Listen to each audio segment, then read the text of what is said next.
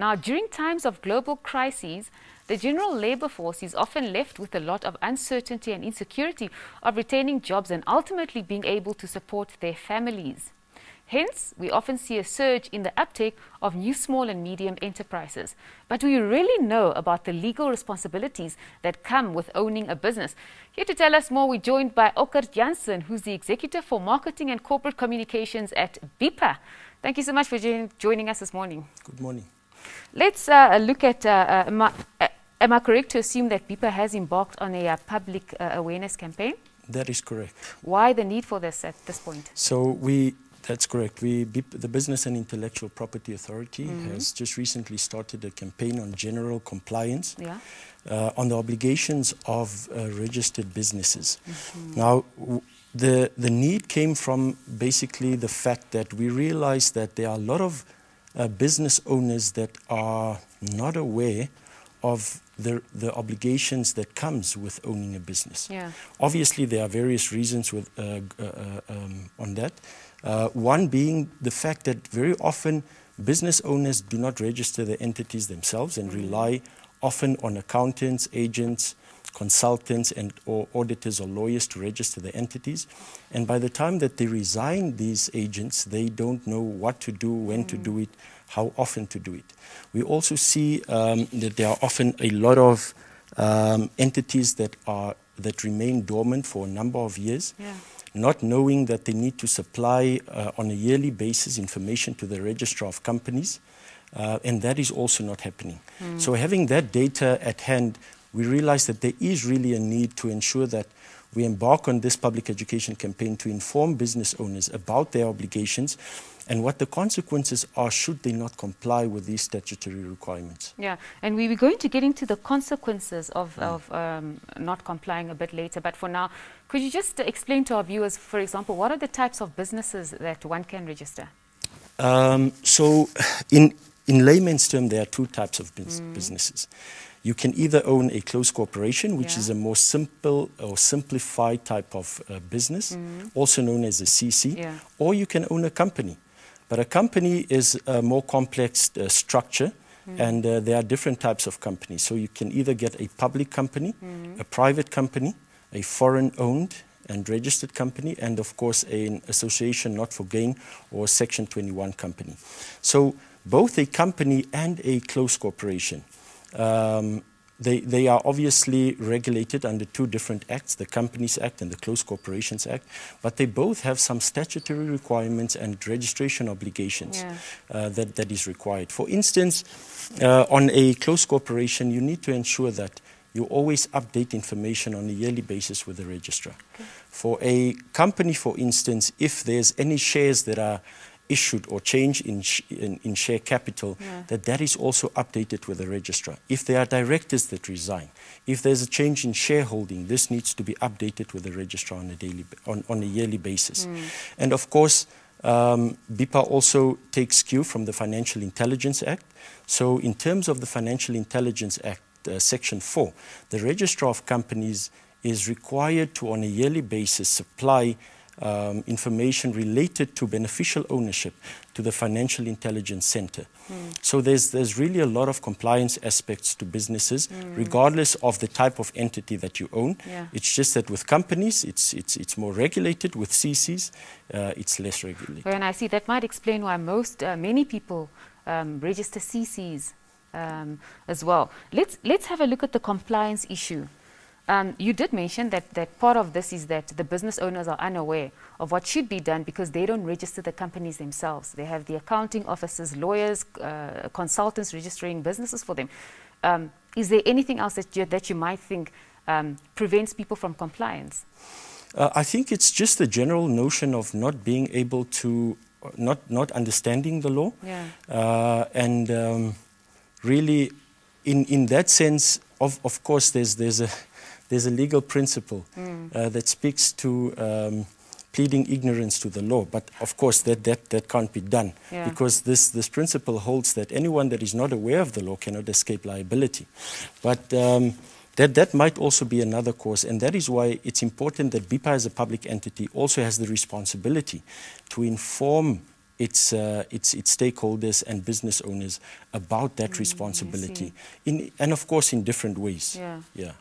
Let's have a look at something called annual duties, which I think a lot of small businesses reach BIPA and they find out that they owe money because they haven't paid their annual duties, for example. Could you just explain to us what are annual duties firstly, and then what are the repercussions for not submitting and paying your annual duties on time? Okay, so let's talk about the annual return. And then the duties will follow. So an annual return is a return that has to be filed with the Registrar of Companies on a yearly basis. Very often, what the law prescribes is 1 month after the end of your financial year. Right? So each business that gets registered, be it a CC or company, on registration, you have to note down when is your end of financial year. Say, for instance, it's February. So if you registered a company this year, February, by next year, February, you have to ensure that you supply or you have to file your annual return. So an annual return is just for you, it's part of your registration obligation to tell the registrar, Registrar, this is my entity. I've been operating over the last year, or I'm still in operation, and this is the information that I have supplied upon incorporation, and it's still the same or it has changed. Now, with that annual duty comes a return.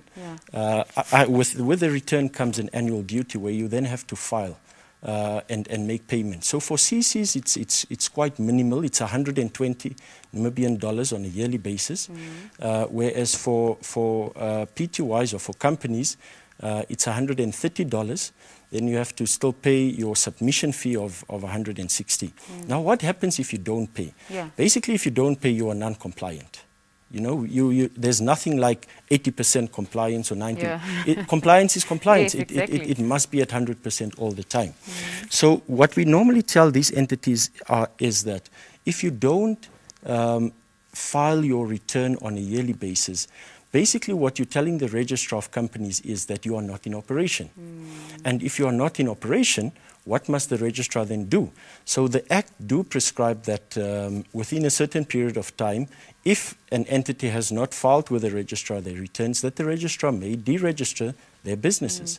And this is not voluntary deregistration. This is now after you have proven that, that you are not in operation. Secondly, also what comes with it is penalties. You know, this is nothing new to Namibia. It's, I mean, to the region. There are annual duties and returns and penalties in a lot of countries, both in Africa and abroad. And this is basically just to say that if you don't comply, there is this measure that we can penalize you for not submitting this data on a yearly basis at this specific time. Because as I mentioned earlier, for instance, the registrar also has a statutory duty to report to the Financial Intelligence Center. So if most businesses do not report on time, it basically means that the registrar won't have information at her disposal to be able to report to the Financial Intelligence Center. And I mean, this is very, very, very important, coming from a background of entrepreneurship, struggling to get data on Namibian businesses, etc. So for our businesses, the small to medium enterprises, we now realize why it's important to submit our documents, etc. on time, because in Namibia we need access to this information, and this information is just, we don't have access to a lot of this information as opposed to other countries, for example, like in South Africa.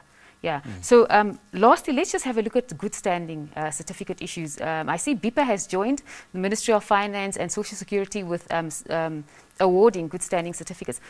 What if I want a good standing certificate from BIPA? What do I need to do? Okay, so before I quickly touch on the good standing certificate, I just wanted to mention that, so for any entity that would like to for instance, amend, say you have a partner in your CC and you want to add someone else, but you are not paid up. You won't be able, as of now, BIPA does not allow any entity to amend if they are not up to date with their registration obligation, be it the filing of returns, updating of information, paying of duties. So that is already you know, some measure that we've put in place, and it's really just to ensure that that there's general compliance. Secondly, with regards to the good standing certificate, so as you know, BIPA is a public entity, and in terms of the Public Procurement Act. Entities need to be registered with BIPA. And they also need to be up to date with their registration obligation. Yeah. And for that purpose, we have now started issuing a good standing certificate that is a requirement for you to participate in public procurement tenders or bids. Similar with when there's a bid coming from BIPA, we make sure that this entity is in good standing. So this good standing certificate is issued only to entities that are that have submitted all the required documentation and have paid up their annual duties. And it will be valid for a period of 12 months. Why? Unlike other entities, I think it's 4 months. It's very short, but the BIPA one, because your registration obligation mostly is on a yearly basis, we felt the need to make this valid for a 12-month period. But I think it's prudent to mention at this point that if there are entities that, for instance, owe BIPA in annual duties, we can always make arrangements for them to pay off. So say, for instance, you need to make an amendment. You can come and sign an acknowledgement of debt and say, you know what, I need to apply for this tender, I want to make an amendment, or I want to change my activities. I don't have 4,000 to pay now, but I want to make arrangements. I'll pay this amount up front, and then the rest I'll pay in 2 or 3 months. And we are amenable to that, to ensure that business can continue, especially during times such as COVID. Absolutely, A lot of entities, there's been a lot of job losses, as you said in your introduction, and we need to ensure that we don't contribute to the loss of income for families.